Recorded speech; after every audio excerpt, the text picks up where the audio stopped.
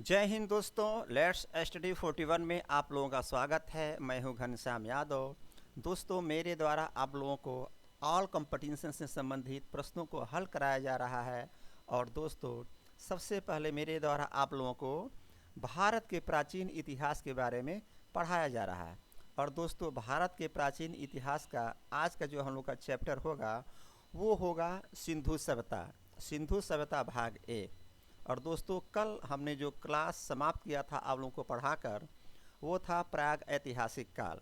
तो दोस्तों, कल का हमारा जो चैप्टर प्राग ऐतिहासिक काल का था वो अंतिम चैप्टर था।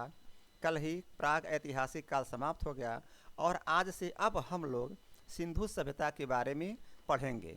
और आज का चैप्टर पहला होगा सिंधु सभ्यता भाग 1।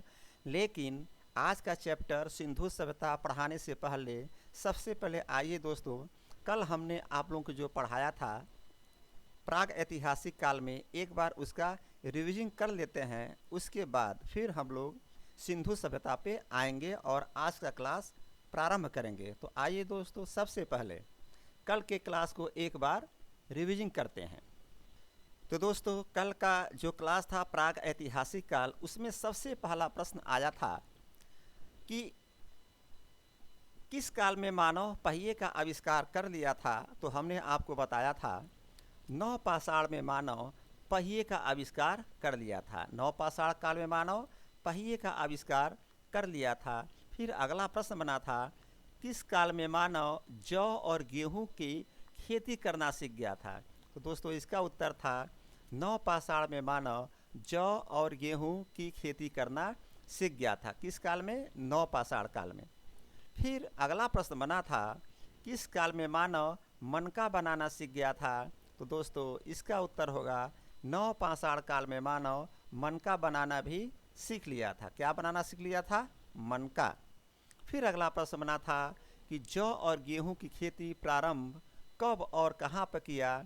तो दोस्तों, जौ और गेहूं की खेती का सर्वप्रथम प्रारंभ 7000 BC यानी कि 7000 ईसा पूर्व में पाकिस्तान के मेहरगढ़, पाकिस्तान जो प्रेजेंट टाइम में अभी पाकिस्तान है, वहाँ का मेहरगढ़ एक स्थान था। पाकिस्तान के मेहरगढ़ स्थान पे सुलेमान तथा किरथर पहाड़ियों के बीच, दोस्तों सुलेमान तथा किरथर पहाड़ी थी, उसके बीच में क्या हुआ था? जौ और गेहूं की खेती करना प्रारंभ किया था मानव ने सर्वप्रथम। तो दोस्तों, प्रश्न बनेगा जौ और गेहूं की खेती का प्रारंभ कब और कहां किया गया था। आप उत्तर देंगे जौ और गेहूं की खेती का सर्वप्रथम 7000 BC में यानी ईसा पूर्व में पाकिस्तान के मेहरगढ़ में सुलेमान तथा किरथर पहाड़ियों के बीच में प्रारंभ किया गया था। फिर अगला प्रश्न बना तांबे की खोज कब की गई। तो दोस्तों, इसका उत्तर होगा तांबे की खोज उत्तर पाषाण काल में की गई थी। तांबे की खोज उत्तर पाषाण काल में की गई थी।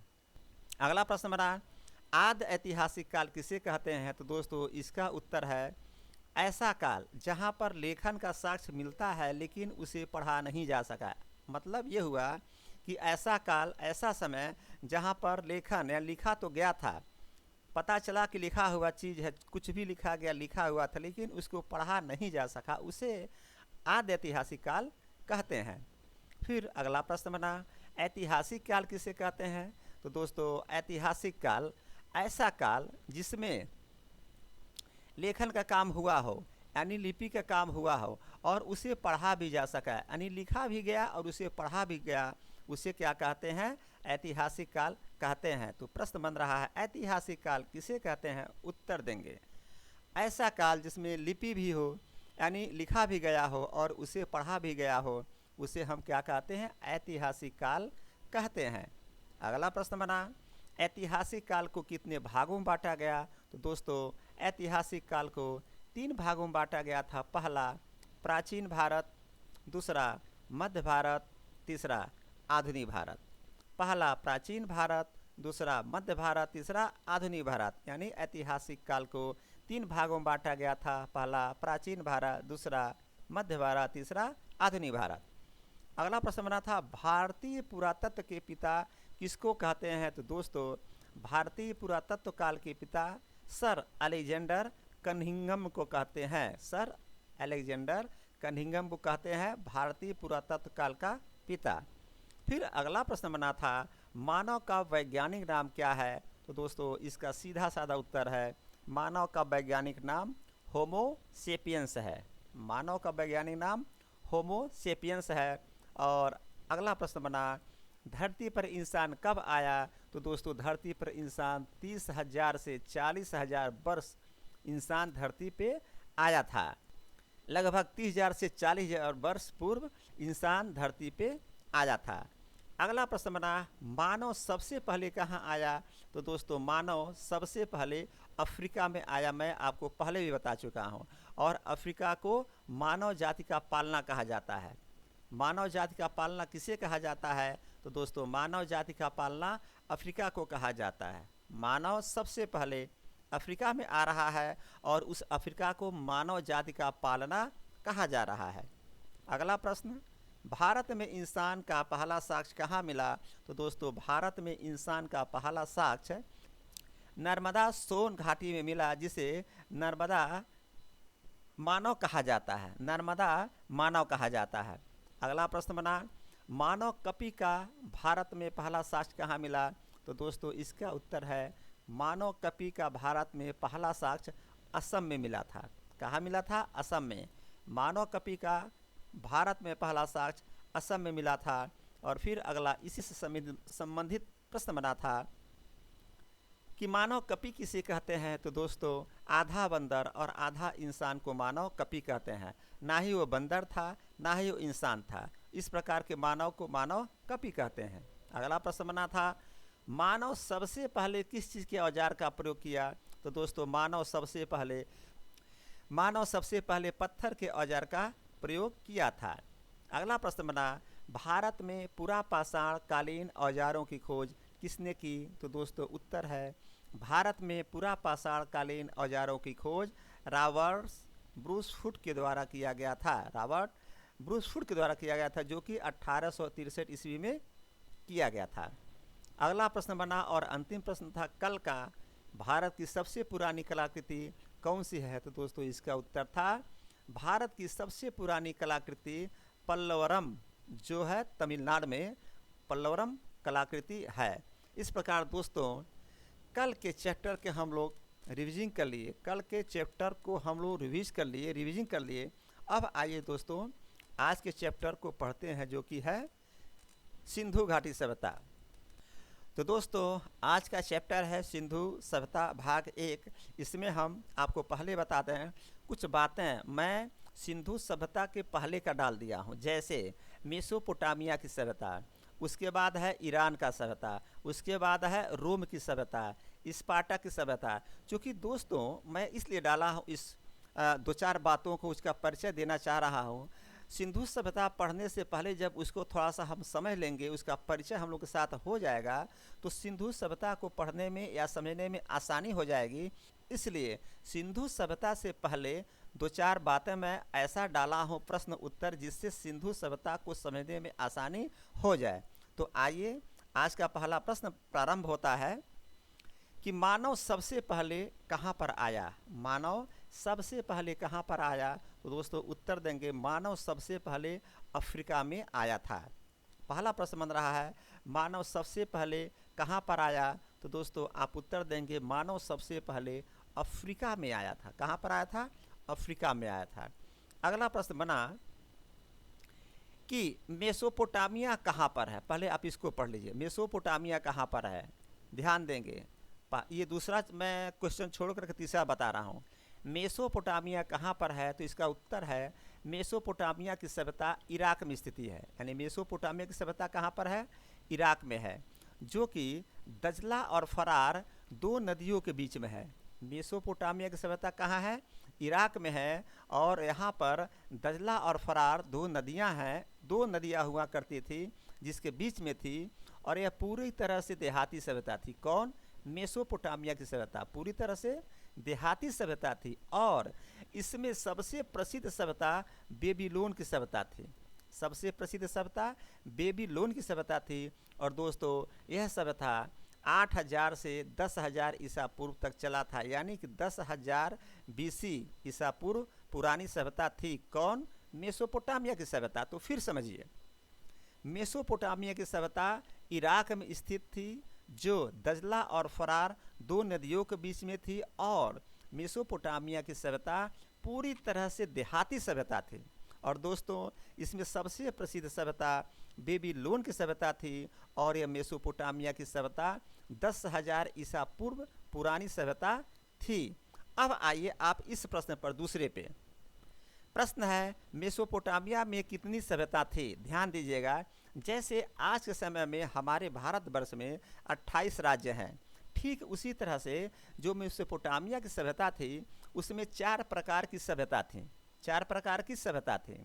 प्रश्न पूछेगा, मेसोपोटामिया में कितनी सभ्यता थी? मेसोपोटामिया में कितनी सभ्यता थी? आप उत्तर देंगे, मेसोपोटामिया में 4 सभ्यता थी। पहला बेबीलोन की सभ्यता, दूसरा सीरिया की सभ्यता, तीसरा सोमेरियन की सभ्यता और चौथा कैलेंड्रिया की सभ्यता। ध्यान दीजिएगा, मेसोपोटामिया में 4 सभ्यताएं हुआ करती थी। पहला बेबीलोन की सभ्यता, दूसरा सीरिया की सभ्यता, तीसरा सुमेरियन की सभ्यता और चौथा कैलेंड्रिया की सभ्यता। अब आप समझिए कि मैं पहले दूसरा क्वेश्चन पढ़ा करके पहले दूसरा क्वेश्चन नहीं पढ़ाया, तीसरा क्यों पढ़ाया था? देखिए, प्रश्न बन रहा है कि मेसोपोटामिया में जो 4 सभ्यता थी उसमें सबसे प्रसिद्ध सभ्यता कौन थी? तो बेबीलोन की सभ्यता थी। तो यहाँ पर देखिए, बेबीलोन सभ्यता आ गया था तीसरे प्रश्न उत्तर में। तो प्रश्न बना, मेसोपोटामिया में कितनी सभ्यता थी? उत्तर देंगे, मेसोपोटामिया में 4 सभ्यता थी। पहला बेबीलोन की सभ्यता, दूसरा सीरिया की सभ्यता, तीसरा सोमेरियन की सभ्यता और चौथा कैलेंड्रिया की सभ्यता। अगला प्रश्न बना, मेसोपोटामिया कहाँ पर है और उसमें प्रमुख सभ्यता क्या थी? 2-4 प्रश्न एक ही प्रश्न में बन रहा है, तो उत्तर देंगे, मेसोपोटामिया की सभ्यता इराक में स्थित है, जो दजला और फरार दो नदियों के बीच में है। और यह पूरी तरह से देहाती सभ्यता है। और इसमें सबसे प्रसिद्ध सभ्यता बेबीलोन की सभ्यता है, जो कि 4 सभ्यता में एक बेबीलोन की सभ्यता देखिए यहाँ पर दिखाई दे रहा है। इसमें सबसे प्रसिद्ध सभ्यता बेबीलोन की सभ्यता है और यह 10,000 ईसा पूर्व पुरानी सभ्यता है। कौन? मेसोपोटामिया की सभ्यता। तो चलिए दोस्तों, अगले प्रश्न पर चलते हैं। प्रश्न पूछ रहा कि झूलता बागीचा किसे कहते हैं? झूलता बागीचा किसे? तो दोस्तों, बेबीलोन को झूलता बागीचा कहते हैं। इसी बेबीलोन को क्या कहते हैं? झूलता बागीचा कहते हैं। प्रश्न आएगा, बेबीलोन को झूलता बागीचा कहते हैं। प्रश्न आएगा, झूलता बागीचा किसे कहते हैं? उत्तर देंगे, बेबीलोन को झूलता बागीचा कहते हैं। अगला प्रश्न आया, मेसोपोटामिया की सभ्यता पर किसने अधिकार कर लिया? अब ध्यान दीजिएगा, जो मेसोपोटामिया की सभ्यता के बारे में हमने बताया कि इराक में स्थित था और क्या इसकी स्थिति थी। अगला प्रश्न आ रहा है कि मेसोपोटामिया की सभ्यता पर किसने अधिकार कर लिया? तो दोस्तों, उत्तर देंगे, मेसोपोटामिया की सभ्यता पर सिकंदर ने अधिकार कर लिया। और सिकंदर की मृत्यु 323 ईस्वी में हो गया था। ध्यान दीजिएगा, सारे दुनिया को जीतते हुए सिकंदर गया कहाँ? ईरान। देखिए, नीचे ईरान है, ईरान। फिर कहाँ गया? इराक गया। यानी कि मेसोपोटामिया की सभ्यता जो इराक में थी, सिकंदर वहाँ पहुँचा और मेसोपोटामिया की सभ्यता पर अधिकार कर लिया और 323 ईस्वी में उसका मृत्यु हो जाती है। फिर अगला प्रश्न बना कि ईरान की सभ्यता का क्या नाम था? तो उत्तर देंगे, ईरान की सभ्यता को फारस की सभ्यता कहते हैं। और ईरान की सभ्यता पर किसने अधिकार कर लिया? तो दोस्तों, उत्तर बना, ईरान की सभ्यता पर भी सिकंदर ने ही अधिकार कर लिया था। यानी कि मेसोपोटामिया की सभ्यता पर किसने अधिकार किया? सिकंदर ने किया। ईरान की सभ्यता पर किसने अधिकार किया? सिकंदर ने किया। सिकंदर मरा कब? 323 ईस्वी में मर गया। 2 प्रश्न बना, मेसोपोटामिया की सभ्यता पर अधिकार किसने किया? उत्तर देंगे, सिकंदर ने कर लिया था। फिर ईरान की सभ्यता पर किसने अधिकार कर लिया? उत्तर देंगे, सिकंदर ने किया था। फिर इसको रिवीजन करते हैं, मेसोपोटामिया की सभ्यता पर किसने अधिकार कर लिया? दोस्तों, उत्तर देंगे, मेसोपोटामिया की सभ्यता पर सिकंदर ने अधिकार कर लिया। फिर अगला प्रश्न बना, ईरान की सभ्यता का क्या नाम था? उत्तर देंगे, ईरान की सभ्यता को फारस की सभ्यता कहा जाता है। और दोस्तों, ईरान की सभ्यता पर किसने अधिकार कर लिया? तो दोस्तों, ईरान की सभ्यता पर भी सिकंदर ने ही अधिकार कर लिया था।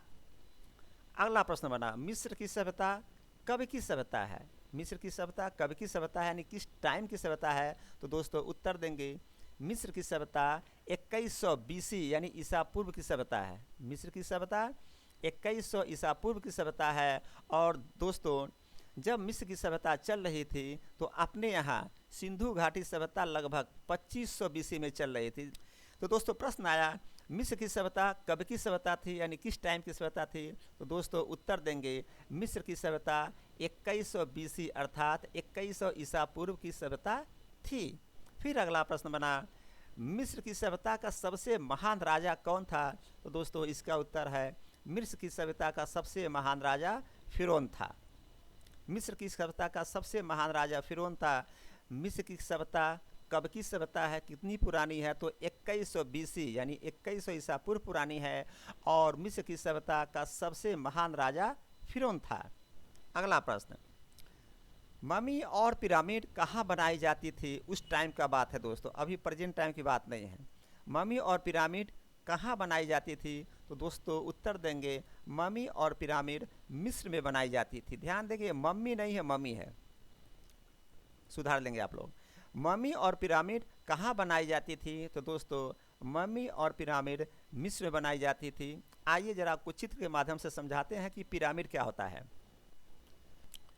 तो दोस्तों देखेंगे ये है पिरामिड। मिस्र के सभ्यता का पिरामिड ऐसे बनता था।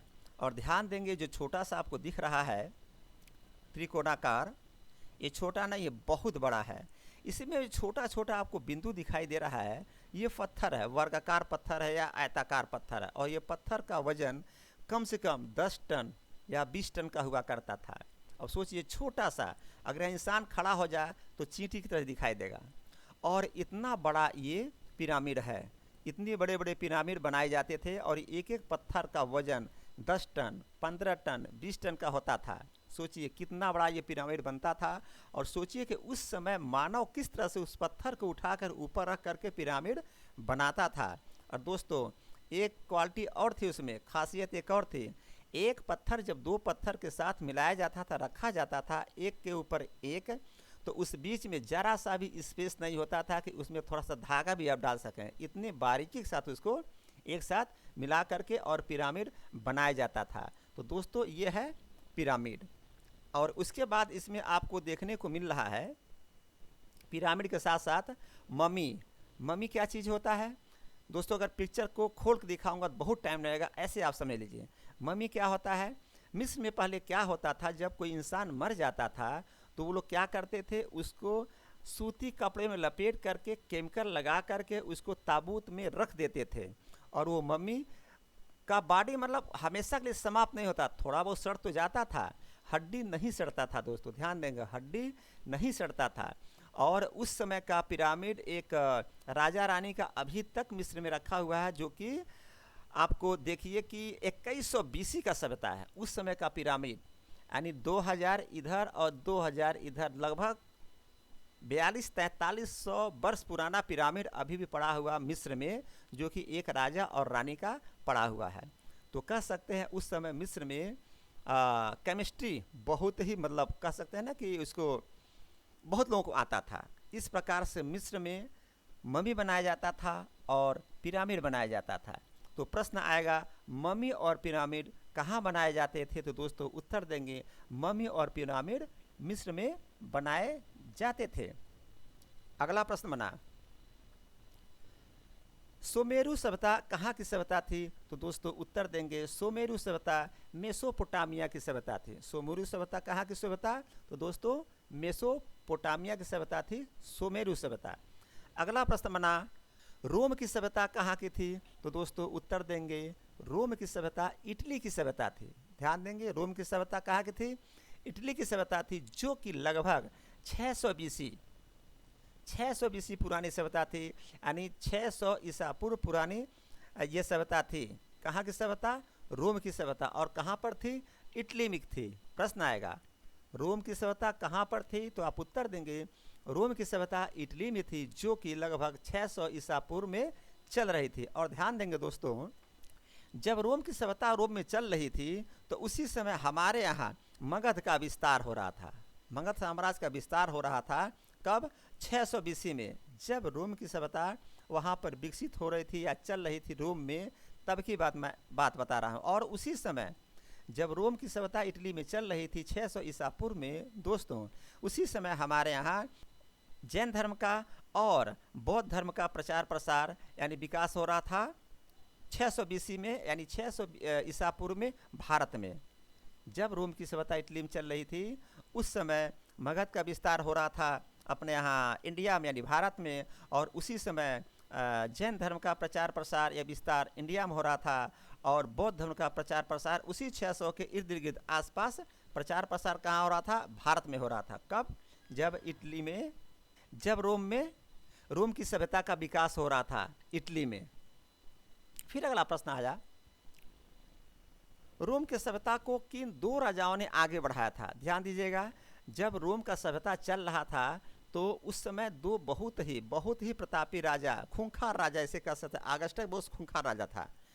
दो ऐसे राजा थे जो रोम के सभ्यता को बहुत ही आगे बढ़ाए थे। उनका नाम क्या था? तो दोस्तों यही प्रश्न बन रहा है कि रोम के सभ्यता को किन दो राजाओं ने आगे बढ़ाया था? आप उत्तर देंगे, रोम के सभ्यता को जूलियस सीजर और ऑगस्टस।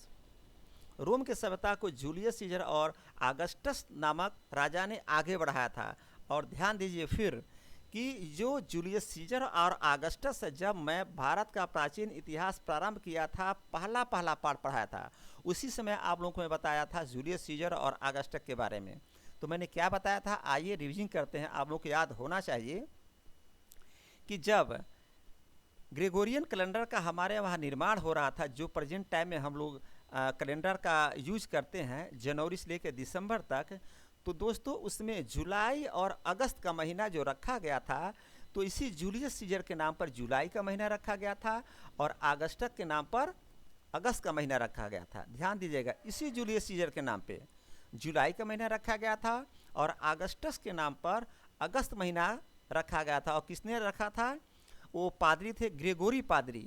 चूँकि ग्रेगोरी पादरी ने ही इस कैलेंडर का निर्माण किया था, ग्रेगोरी पादरी ने ही इस कैलेंडर का निर्माण किया था। और अब कब किया था? 1600 ईस्वी में, 1600 ईस्वी में ग्रेगोरियन कैलेंडर का निर्माण ग्रेगोरी पादरी ने किया और जूलियस सीजर के नाम पर जुलाई नाम रख दिया और ऑगस्टस के नाम पर अगस्त नाम रख दिया। पहले मैं पढ़ा चुका हूँ दोस्तों। तो यहाँ प्रश्न बना, रोम के सभ्यता को किन दो राजाओं ने आगे बढ़ाया था? उत्तर देंगे, रोम के सभ्यता को जूलियस सीजर और ऑगस्टस ने आगे बढ़ाया था। आगे बढ़िए। स्पार्टा की सभ्यता कहाँ पर थी? तो दोस्तों ग्रीस के पास स्पार्टा की सभ्यता थी। कहाँ पर थी? ग्रीस के पास स्पार्टा की सभ्यता थी। प्रश्न आएगा, स्पार्टा की सभ्यता कहाँ पर थी? आप उत्तर देंगे, ग्रीस के पास स्पार्टा की सभ्यता थी। अगला प्रश्न आया, स्पार्टा की सभ्यता किसके लिए प्रसिद्ध था? तो दोस्तों ध्यान दीजिए, यहाँ पर भी स्पार्टा की सभ्यता अपने बहादुर सैनिकों के लिए प्रसिद्ध था। किसके लिए? बहादुर सैनिकों के लिए प्रसिद्ध था। और स्पार्टा के 300 सैनिकों ने अपने सेनापति लिनियाडो के नेतृत्व में 20,000 सैनिकों को मार गिराया था। ध्यान दीजिए, स्पार्टा की सेना ने, जो कि 300 लोग थे, अपने सामने जो प्रतिद्वंदी सेना थे 20,000 सेना को इन्होंने मार गिराया था। इतने शक्तिशाली सेना थे, इसीलिए स्पार्टा की सभ्यता को अपने बहादुर सैनिकों के लिए माना जाता है। अब देखिए, इधर से स्पार्टा के सैनिक को लेकर के नेतृत्व कौन कर रहा था? लिनियाडो। और जो सामने से 20,000 सैनिकों का नेतृत्व कर रहा था वो था जगसीस। जगसीस क्या कर रहा था? 20,000 सैनिकों का नेतृत्व कर रहा था। लेकिन स्पार्टा के सैनिकों ने इनको मार गिराया था। लेकिन फिर सुनिए, आगे चल करके क्या हुआ कि स्पार्टा के एक सैनिक को जगसीस ने तोड़ लिया, यानी अपने मिला लिया। कहा जाता है ना, घर का लंका भेदिया ढाहे। तो दोस्तों क्या किया? मिला लिया। और स्पार्टा के सैनिकों का क्या किया? वो राज जान गया। और बाद में क्या हुआ? स्पार्टा के सैनिक हार गए थे। और ध्यान दीजिएगा, स्पार्टा के सैनिक का जो चुनाव होता था, या कह सकते हैं कि उसका जो ट्रेनिंग होता, बहुत ही कठिन था। जब बच्चा 12 साल का हो जाता था, उसी समय से लेकर के 20 साल तक उनका ट्रेनिंग चलता था। बहुत कठिन, बहुत टफ ट्रेनिंग चलता था। तब जाकर के स्पार्टा के सेना में लोग भर्ती होते थे। इस प्रकार स्पार्टा की सभ्यता अपने बहादुर सैनिकों के लिए प्रसिद्ध था। तो दोस्तों प्रश्न आएगा, स्पार्टा की सभ्यता किस लिए प्रसिद्ध था? तो उत्तर देंगे आप, स्पार्टा की सभ्यता अपने बहादुर सैनिकों के लिए प्रसिद्ध था। और दोस्तों स्पार्टा के 300 सैनिकों ने सेनापति लिनियांडो के नेतृत्व में 20,000 सैनिकों को मार गिराया था। अगला प्रश्न बना, सिंधु सभ्यता के लोग किस एरिया से आए थे? सिंधु सभ्यता के लोग किस एरिया से आए थे? ध्यान दीजिएगा, एरिया यहाँ पर लिखा गया है। तो दोस्तों उत्तर देंगे, सिंधु घाटी सभ्यता के लोग मेसोपोटामिया के पश्चिम भाग से आए थे, जहाँ पर शहरी सभ्यता थी। मैं अभी आपको बताया कि मेसोपोटामिया की जो सभ्यता थी वो गांव की सभ्यता थी, लेकिन मेसोपोटामिया की जो सभ्यता थी पश्चिम साइड में, वहाँ पर शहरी सभ्यता थी। तो जो सिंधु सभ्यता के लोग आए थे वो कहाँ से आए थे? मेसोपोटामिया के पश्चिम भाग से आए थे, और जहाँ पर शहरी सभ्यता थी। तो प्रश्न बन रहा है कि सिंधु सभ्यता के लोग किस एरिया से आए थे? तो आप उत्तर देंगे, सिंधु घाटी सभ्यता के लोग मेसोपोटामिया के पश्चिमी भाग से आए थे, जहां पर शहरी सभ्यता थी। फिर अगला प्रश्न बना, सिंधु घाटी सभ्यता के लोग कहां से आए थे? तो दोस्तों उत्तर देंगे, सिंधु घाटी सभ्यता के लोग पश्चिम एशिया से आए थे। ये एरिया नहीं पूछ रहा है, पूछ रहा कहाँ से आए थे, तो पश्चिम एशिया से आए थे। फिर अगला प्रश्न बना, सिंधु घाटी सभ्यता कितनी पुरानी है? तो दोस्तों ध्यान देंगे, सिंधु घाटी सभ्यता लगभग 2500 बीसी से लेकर 1750 बीसी तक का ये सिंधु घाटी सभ्यता चला था। यानी 2500 ईसा पूर्व से लेकर के 1750 ईसा पूर्व तक ये पुरानी सभ्यता है। कौन? सिंधु घाटी सभ्यता। तो प्रश्न बनेगा, सिंधु घाटी सभ्यता कितनी पुरानी है? दोस्तों उत्तर देंगे, सिंधु घाटी सभ्यता लगभग 2500 ईसा पूर्व पुरानी है, और ये 2500 ईसा पूर्व से लेकर के 1750 ईसा पूर्व तक चला था। अगला प्रश्न, सिंधु घाटी को सिंधु घाटी सभ्यता क्यों कहा जाता है? सही बात है, अगर किसी व्यक्ति का नाम रखा जाता है उसके पीछे कोई कारण होता है, किसी देश का नाम रखा जाता है उसके पीछे कुछ कारण होता है। अपने यूपी में जैसे मध्य प्रदेश का नाम रखा गया, स्टेट है, तो इसके पीछे कुछ कारण है। तो भाई किसी का नामकरण होता है तो इसके पीछे कोई न कोई रीजन होता है। तो यहाँ पर भी अगर सिंधु घाटी सभ्यता को सिंधु घाटी सभ्यता कहा जाता है तो क्यों कहा जाता है, इसके बारे में प्रश्न पूछ रहा है।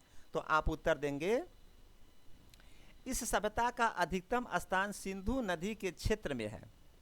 इस सभ्यता का अधिकतम स्थान सिंधु नदी के क्षेत्र में है, इसलिए इसे सिंधु घाटी सभ्यता कहते हैं। तो दोस्तों ध्यान दीजिए, सिंधु घाटी सभ्यता लगभग 13 लाख वर्ग किलोमीटर में फैला हुआ है, जो कि जम्मू कश्मीर से लेकर के इधर महाराष्ट्र, उत्तर प्रदेश के एरिया को लेकर के इधर गुजरात तक इतना लंबा चौड़ा फैला हुआ है।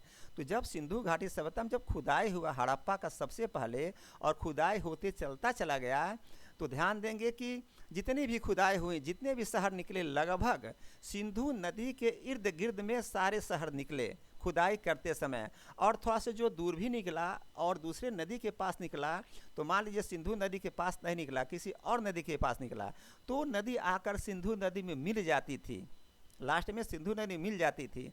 इस प्रकार जितने भी शहर निकले, जितने भी स्थान निकले, वो सिंधु नदी के अगल बगल या अगल बगल के नदियों के साथ निकला, तो वो नदी आकर सिंधु में मिल जाती थी। इस प्रकार सिंधु सभ्यता का नाम सिंधु सभ्यता रख दिया गया। तो प्रश्न बना, सिंधु घाटी को सिंधु घाटी सभ्यता क्यों कहा गया? तो उत्तर देंगे, सिंधु घाटी को सिंधु घाटी सभ्यता इसलिए कहा गया कि इस सभ्यता का अधिकतम स्थान, मोस्टली स्थान सिंधु नदी के परिक्षेत्र में पाया जाता है, इसलिए इसे सिंधु घाटी सभ्यता कहा जाता है। अगला प्रश्न, सिंधु घाटी सभ्यता में किस धातु का प्रयोग किया गया? तो दोस्तों उत्तर देंगे, सिंधु घाटी सभ्यता में कांस्य का प्रयोग किया गया। और कांस्य बनता कैसे है? तो देखिए मैं ऐसे समझा दिया हूँ, तांबा प्लस टीन, तांबा और टीन को मिला दिए बराबर कांस्य, तांबा प्लस टीन इक्वल टू कांस्य। तो दोस्तों सिंधु घाटी सभ्यता में कांस्य का प्रयोग किया गया, और तांबे और टीन को मिला देते हैं दोस्तों तो कांस्य बन जाता है। तो प्रश्न बना कि सिंधु घाटी सभ्यता में किस धातु का प्रयोग हुआ? तो दोस्तों उत्तर देंगे, सिंधु घाटी सभ्यता में कांस्य का प्रयोग किया गया था, जो कि तांबा और टीन को मिलाने से बनता है। तो दोस्तों यहाँ पर हमारा ये जो प्रश्न था, लास्ट प्रश्न था, लेकिन आइए मैं फिर कहूँगा, रिविजिंग मस्ट, आइए एक बार इस चैप्टर को पुनः रिवीजन करते हैं, फिर रिवीजन करने के बाद इस क्लास को समाप्त किया जाएगा। तो दोस्तों आइए आज के सिंधु सभ्यता भाग 1 को एक बार रिवीजन करते हैं। तो दोस्तों आज का पहला प्रश्न बना था, मानव सबसे पहले कहाँ पर आया। तो दोस्तों इसका उत्तर है, मानव सबसे पहले अफ्रीका में आया था। कहाँ पर आया था? अफ्रीका में आया था। अगला प्रश्न बना था, मेसोपोटामिया में कितनी सभ्यताएं थीं। इसका उत्तर बना था, मेसोपोटामिया में 4 सभ्यताएं थीं। पहला बेबीलोन की सभ्यता, दूसरा सीरिया की सभ्यता, तीसरा सुमेरियन की सभ्यता और चौथा कैलेंड्रिया की सभ्यता। फिर अगला प्रश्न बना, मेसोपोटामिया कहाँ पर है। तो दोस्तों मेसोपोटामिया की सभ्यता इराक में स्थित है। मेसोपोटामिया की सभ्यता कहाँ पर है। तो दोस्तों मेसोपोटामिया की सभ्यता इराक में स्थित है और जो दजला और फरार 2 नदियों के बीच थी और यह पूरी तरह से देहाती सभ्यता थी और इसमें सबसे प्रसिद्ध सभ्यता बेबीलोन की सभ्यता थी और दोस्तों यह 10,000 ईसा पूर्व पुरानी सभ्यता थी। मैंने आपको बताया 2 नदियों के बीच में। फिर यहाँ एक उदाहरण देख समझा दूँ कि सबसे पहले जौ और गेहूं का खेती करना प्रारंभ किया था किसने? इंसान ने। और कहाँ पर स्टार्ट किया था?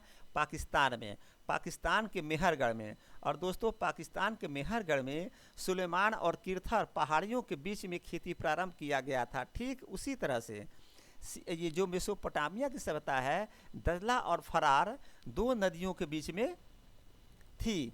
दजला और फरार 2 नदियों के बीच में थी और यह पूरी तरह से देहाती सभ्यता थी और इसमें सबसे प्रसिद्ध सभ्यता बेबीलोन की सभ्यता थी दोस्तों, और ये 10,000 ईसा पूर्व पुरानी सभ्यता थी। अगला प्रश्न बना, झूलता बागीचा किसे कहते हैं। उत्तर देंगे, बेबीलोन को झूलता बागीचा कहते हैं। अगला प्रश्न बना, मेसोपोटामिया की सभ्यता पर किसने अधिकार कर लिया। दोस्तों उत्तर देंगे, मेसोपोटामिया की सभ्यता पर सिकंदर ने अधिकार कर लिया था और दोस्तों सिकंदर की मृत्यु 323 ईसा पूर्व में हो गई। अगला प्रश्न बना था, ईरान की सभ्यता का क्या नाम था। इसका उत्तर बना था, ईरान की सभ्यता का नाम फारस की सभ्यता है, या कह सकते हैं ईरान की सभ्यता को फारस की सभ्यता कहते हैं। अगला प्रश्न बना, ईरान की सभ्यता पर किसने अधिकार कर लिया था। दोस्तों ईरान की सभ्यता पर सिकंदर ने अधिकार कर लिया था। ईरान की सभ्यता पर सिकंदर ने अधिकार कर लिया था। मेसोपोटामिया की सभ्यता पर सिकंदर ने अधिकार कर लिया था। दोनों सभ्यता पर, ईरान की सभ्यता पर सिकंदर ने अधिकार कर लिया था और मेसोपोटामिया की सभ्यता पर भी सिकंदर ने अधिकार कर लिया था। अगला प्रश्न, मिस्र की सभ्यता कब की सभ्यता है, यानी किस समय की सभ्यता है मिस्र की। तो दोस्तों इसका उत्तर बना था, मिस्र की सभ्यता 2100 ईसा पूर्व की सभ्यता है। कब की सभ्यता है? 2100 BC अर्थात 2100 ईसा पूर्व की सभ्यता है। और दोस्तों अगला प्रश्न बना था, मिस्र की सभ्यता का सबसे महान राजा कौन था। तो दोस्तों मिस्र की सभ्यता का सबसे महान राजा फिरौन था, राजा फिरौन था। अगला प्रश्न बना था, मम्मी और पिरामिड कहाँ बनाए जाते थे। तो दोस्तों मम्मी और पिरामिड मिस्र में बनाए जाते थे। अगला प्रश्न, सुमेरु सभ्यता कहाँ का सभ्यता थी दोस्तों। तो सुमेरु सभ्यता मेसोपोटामिया की सभ्यता थी। मेसोपोटामिया की सभ्यता थी कौन? सुमेरु सभ्यता। अगला प्रश्न बना, रोम की सभ्यता कहाँ पर थी। तो दोस्तों रोम की सभ्यता इटली में थी और ये लगभग 600 ईसा पूर्व में चल रही थी। कब? 600 ईसा पूर्व में चल रही थी। अगला प्रश्न बना था, रोम के सभ्यता को किन 2 राजाओं ने आगे बढ़ाया था। दोस्तों उत्तर था, रोम के सभ्यताओं को जूलियस सीजर और आगस्टस नामक राजा ने आगे बढ़ाया था।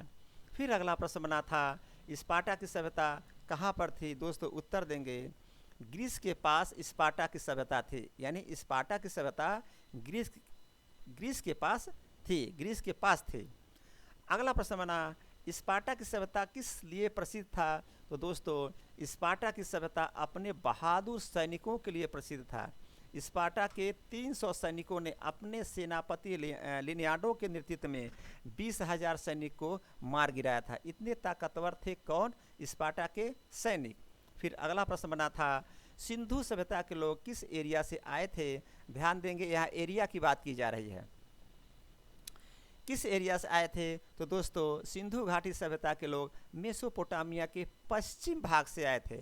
मेसोपोटामिया के पश्चिमी भाग से आए थे जहाँ पर शहरी सभ्यता थी। अगला प्रश्न बना, सिंधु घाटी सभ्यता के लोग कहाँ से आए थे?